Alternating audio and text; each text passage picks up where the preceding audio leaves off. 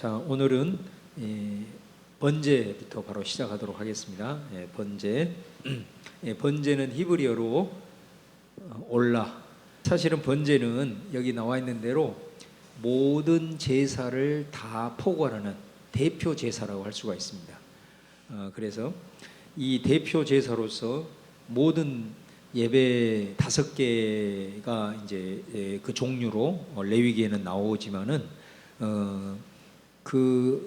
하나하나가 다 예배와 관련된 중요한 또 의미가 담겨 있습니다. 그러나 그럼에도 불구하고 제사 그러면은 첫 번째로 떠오르는 게 번제입니다. 그 정도로 번제는 모든 그 제사의 가장 대표다, 이렇게 이제 보시면 되겠습니다. 그러면은 이제 구체적으로 이 번제가 보여주는 예배 정신이 뭐냐라는 겁니다. 이 번제와 관련된 레위기 1장의 말씀이거든요. 레위기 1장의 말씀인데 여러분들이 이제 한번 여기 성경이 다 있으니까요. 여기 PPT를 보시면서 우리가 좀 같이 보겠습니다. 번제가 보여주는 예배 정신의 첫 번째는 자원함입니다. 자원함. 그래서 그 3절 말씀에 보시면은 여호와 앞에 기쁘게 받으시도록 드릴지니라. 또 9절과 13절에 보면은 이는 화제라, 여호와께 향기로운 냄새니라, 그렇게 말씀합니다. 자, 이 번제가 정말로 하나님이 기뻐하시는 제사예요. 하나님이 정말로 기뻐하는 제사인데, 하나님이 기뻐 받으시는 제사인 이유가 있어요. 여기 다 답이 나와버렸네. 예, 뭐라고요?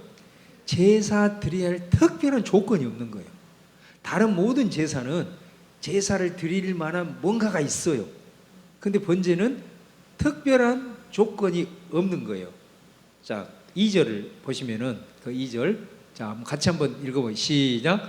너희 중에 누구든지 여호와께 예물을 드리려거든. 자, 여기 보세요. 너희 중에 누구든지 예배 드리고 싶으면, 하나님 앞에 예물을 드리고 싶으면, 제사를 드리고 싶으면 아무나 누구나 어떤 특별한 구체적인 감사의 조건이라든가 어떤 그것이 없어도 그냥 드리고 싶은 거예요. 이게 번제예요. 그래서 번제의 예배 정신의 첫 번째는 자원함이에요. 그러니까 하나님이 가장 기뻐하시는 거, 그거는 뭐냐면 우리 안에 자원함에서 나오는 예배와 섬김과 모든 봉사가 다 마찬가지겠죠. 그래서 사실은 우리가 율법이라고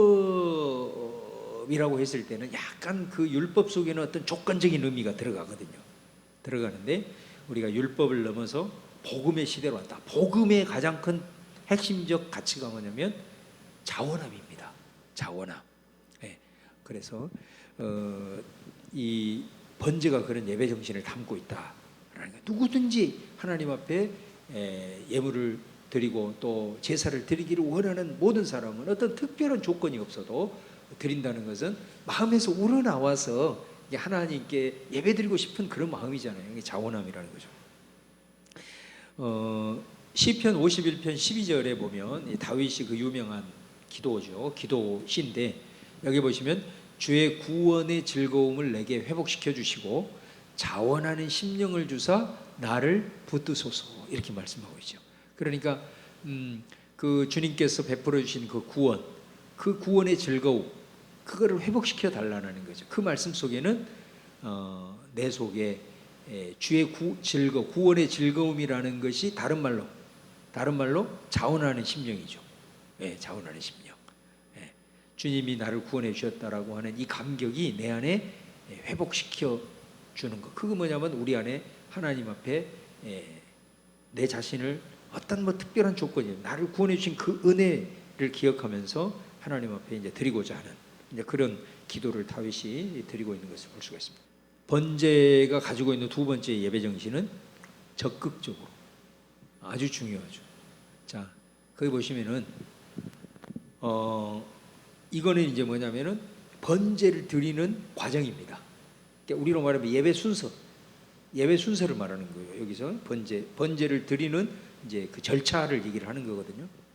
자, 여기 보시면 헌제자가 많이 나와요. 한눈에 봤을 때 제사장이 많이 나와요. 벌써 5개만 봐도 4대 1이죠.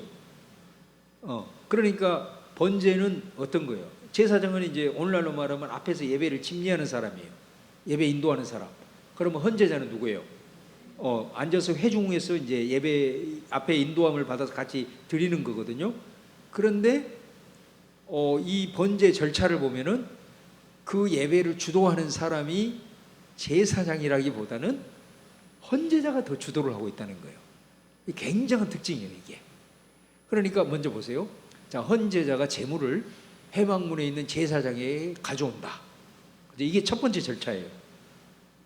그러니까 이 제물은 지금 뭐 죄를 지어서 죄상 받기 위해서 온 것도 아니고 자원해서 그냥 하나님 은혜가 그냥 감사해서 그냥 뭐 안에서 일어나는 거죠. 그래서 그냥 오는 거예요. 그 무엇이든 간에 그래서 이제 가지고 온 거죠. 자, 그랬을 때 헌제자가 제물의 안수예요. 그죠? 제물의 안수를 하는 것은 헌제자입니다. 그럼 이 안수의 의미가 여기서는 어떤 의미일까요? 그러니까 여기서 안수 의미는 이 제물이 납니다. 나 자신입니다. 동일시하는 의미예요. 그러니까 나중에 안수의 의미를 살펴보겠지만 안수하는 첫 번째 의미는 동일시 의미입니다. 이 제물이 곧 납니다. 내가 주님 앞에 태워져서 드려야 될 제물인데 나를 대신해서 이 제물이 내 마음을 주님 아시죠? 받아주세요. 나를 태워드립니다. 동일시 의미. 자, 안수는 무슨 의미? 동일시 의미. 같다라는 거예요. 자, 그 다음에 세 번째, 헌제자가 제물을 직접 죽인다. 이것도 굉장히 특징적인 거죠. 제사장이 대신 죽여주는 게 아니고 헌제자가 직접 죽입니다. 그 다음에 이 헌제자가 제물을 직접 죽이는 이유가 뭘까요? 그렇죠. 나를 죽입니다. 내가 나를 죽이는 그게 뭘까요? 자기 부인이에요. 그러니까 이 아주 중요한 예배 정신이 여기 담겨 있는 거예요. 번제는 제물을 자기가 직접 죽이면서 주님, 나는 주님 앞에 죽습니다. 여러분, 자기 부인하면 뭐 떠오르는 성경 구절이 있어요? 뭐 예수님이 그런 말씀 하셨잖아요. 누구든지 나를 따라오려거든 자기를 부인하고 자기 십자가를 지고 따라라. 또 뭐 같은 자기 부인이 꼭 안 나타나더라도 이런 것도 자기 부인일 수 있죠. 갈라디아서 2장 20절 같은데 바울이 이제 내가 사는 것은 나를 위하여 자기 자신을 죽으신 그 주님을 믿는 믿음 안에서 산다. 그러니까 내가 살아가는 삶은 나는 없다는 거 아니에요. 오직 내가 살아가는 그 모든 거는 주님만 나타나는 거다. 나는 없다라는 이런 자세. 이게 이제 자기 부인이죠. 그래서 그 다음에 이제 죽이면 피를 받아서 제사장이 그 피를 이제 번제단 사면에 뿌리는 거는 제사장이 하는 거예요. 번제단 뿌리는 거. 자, 그 다음에 5번 다섯 번째는 헌제자가 그 제물에 가죽을 다 벗깁니다. 그러니까 우리가 봤을 때는 이거 제사장이 할 것 같은데 아니에요. 헌제자가 그 제물의 가죽을 다 벗겨내는 거예요. 여기서 벗겨낸다라는 것이 어떤 느낌이 오세요, 여러분? 헌제자 입장에서 주님 앞에 나아갈 때 심정이라고 한다면 벌거벗은 몸으로 옵니다. 주님 앞에 숨길 것도 없고 있는 모습 그대로 주님 앞에 옵니다. 내가 이런 뭐 죄도 있고 뭐 아무튼 뭐 이런 자랑거리도 있고 모든 게 있지만 하나님 앞에서는 그냥 있는 모습 그대로 벌거벗은 몸으로 주님 앞에 옵니다. 자, 그런 이제 의미가 담겨 있겠죠. 자, 여섯 번째 보시면, 자 보세요. 여기도 보면 여기는 헌제자가 둘이네. 자, 헌제자가 번제물을 조각냅니다. 각을 뜬다 그러죠. 요게 조각 내는 거. 이것도 누가 한다고요? 자신이 하는 거예요. 자신이 다 조각을 싹 내는 거예요. 조각. 왜 조각을 낼까요? 조각을 내는 이유는 다른 이유가 아니라 잘 탁 태워서 완전히 다 남김없이 다 잘 태우기 위해서 조각을 내는 겁니다. 다른 이유가 아니고. 그러니까 여기서 이제 일단 조각을 내는 거는 이제 그런 잘 태우기 위해서, 이 말은 다른 말로 말하면은 나는 이제 흔적조차 없습니다. 그런 말이에요. 그러니까 여러분 한번 잘 이 과정을 한번 생각해 보세요. 이 번제가 어떤 그 아주 중요한 예배 정신을 갖고 있는가라는 것을 이 과정을 딱 몇 번만 딱 보면 바로 이거구나. 이것이 번제를 드리는 아주 중요한 의미구나라는 걸 알게 되죠. 자, 그 다음에 조각을 딱 냈어요. 나는 흔적조차 이제 없습니다. 그러면 이제 제사장이 제단과 제단에다가 불과 나무를 준비합니다. 그리고 제사장이 조각난 제물과 머리와 기름을 제단 위에 올립니다. 그 다음에 헌제자가 제물의 내장, 다리 정갱이를 물로 씻습니다. 자, 여기서 내장, 다리 정갱이 이것도 다 태워드려야 될 거거든요. 이거를 이제 깨끗하게 물로 씻는 거예요. 이 씻는 거는 내 속에 있는 더러운 것까지 다 주님 드러냅니다. 주님 앞에는 감출 것이 없어요. 다 드러냅니다. 자, 그렇게 하고 난 다음에 마지막으로 제사장이 그거를 이제 단위에서 불을 사르는 겁니다. 그러니까 이 지금 예배드리는 순서예요, 이게. 자, 순서면 여러분이 생각했을 때 제사장의 역할은 뭐 같아요? 제사장의 역할은 도와주는 거예요. 보조예요, 보조. 그러니까 이 모든 예배의 주도권과 모든 것의 중심은 헌제자 자신입니다. 그러니까 우리가 이걸 통해서 우리가 하나님 앞에 예배드리러 갔을 때는 앞에서 인도하는 사람이 예배를 주도한 게 아니고, 이 앞에서 인도하는 사람은 내가 하나님 앞에 적극적으로 주도적으로 가는 데 있어서 그냥 도와주는 역할을 하는 거예요.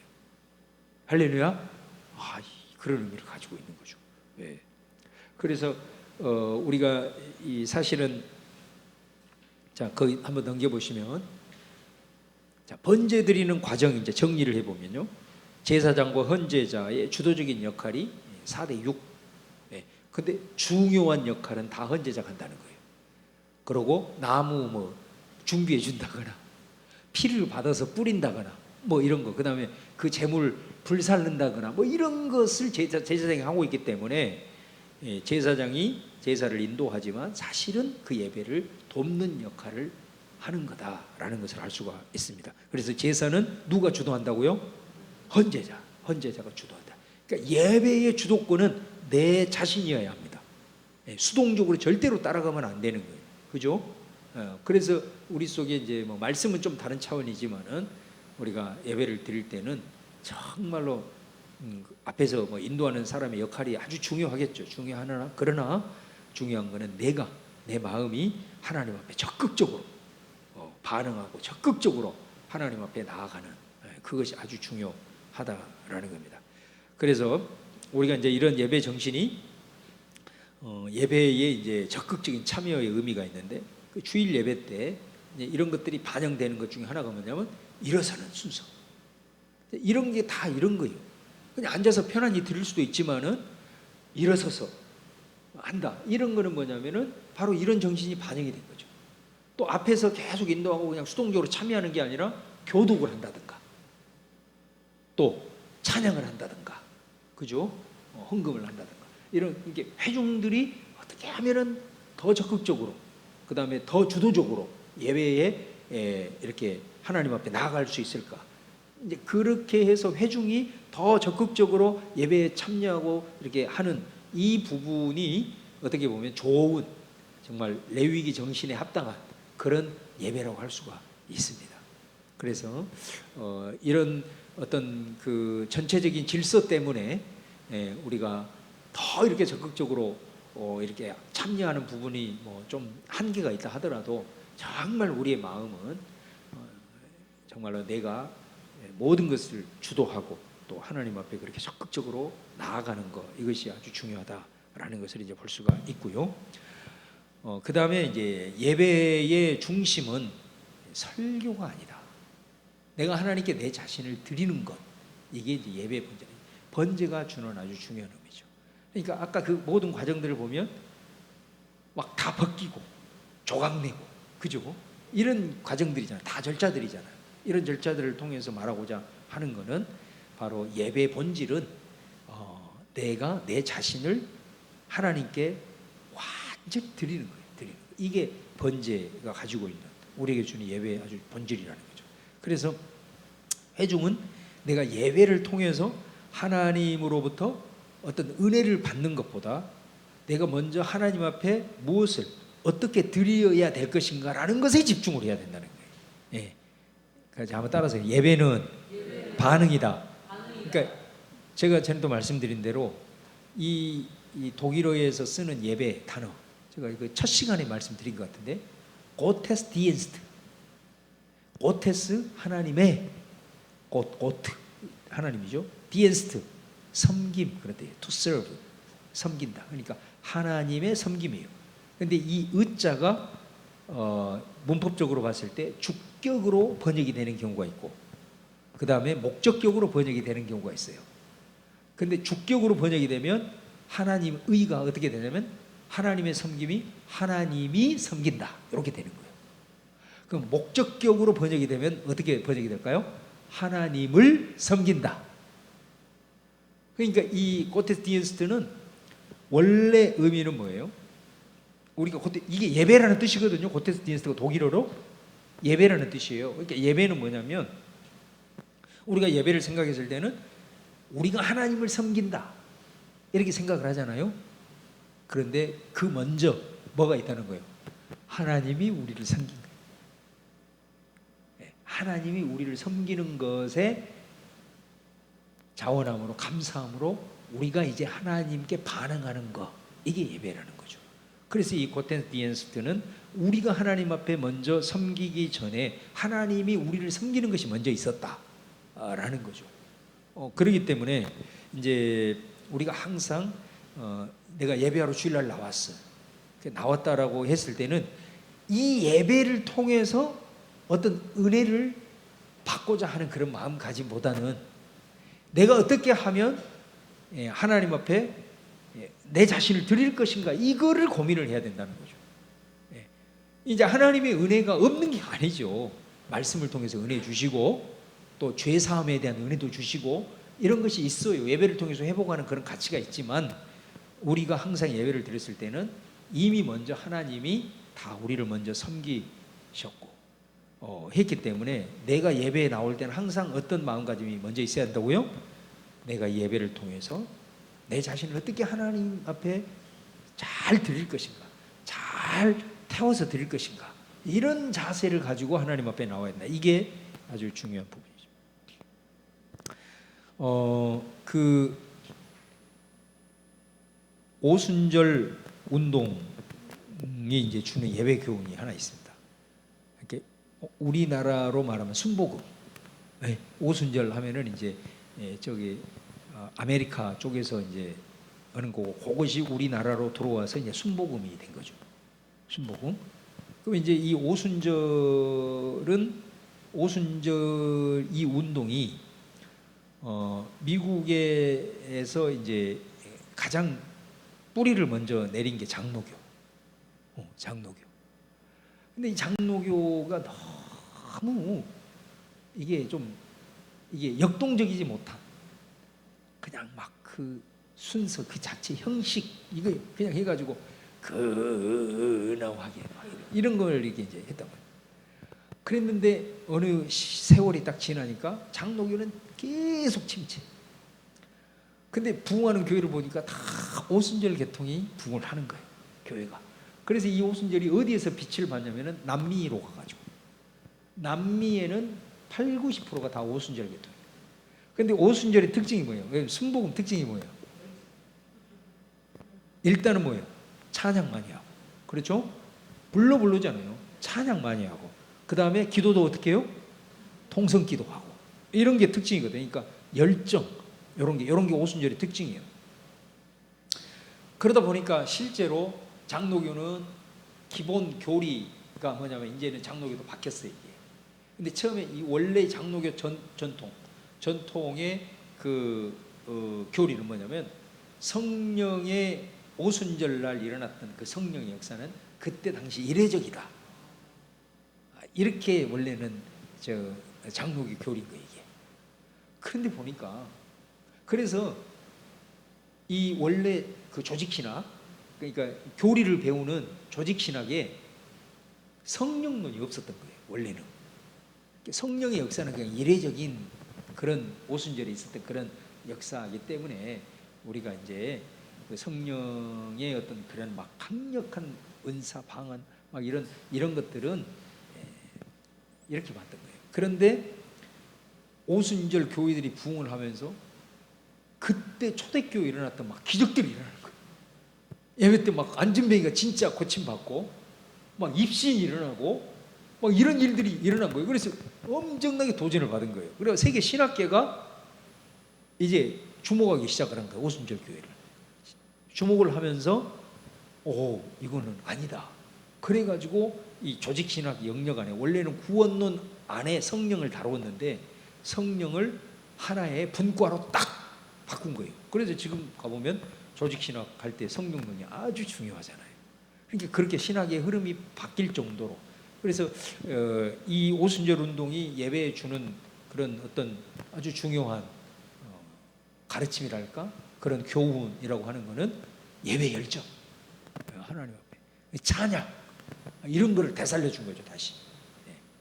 그러고 보니까 막 시편 같은데 보면은 현악기, 타악기, 별로 악기 다 동원해 가지고 막 하나님 찬양하라고 그런 거에 나오잖아요. 그래서 이 순서에 나오는 번제를 통해서 우리가 알 수 있는 아주 중요한 거는 내가 하나님 예배 드릴 때는 적극적으로 이거 아주 중요한 부분입니다. 적극적으로